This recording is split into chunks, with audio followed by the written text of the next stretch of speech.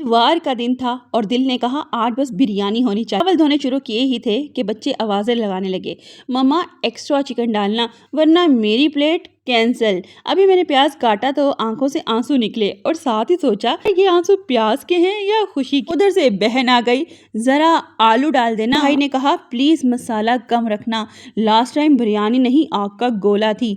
मैंने कहा ये बिरयानी है या कस्टमर केयर सर्विस। खैर दम पर रखी तो खुशबू पूरे मोहल्ले में फैल गई। खिड़की से पड़ोसन की आवाज आई, हाय किसके घर बिरयानी बनी है।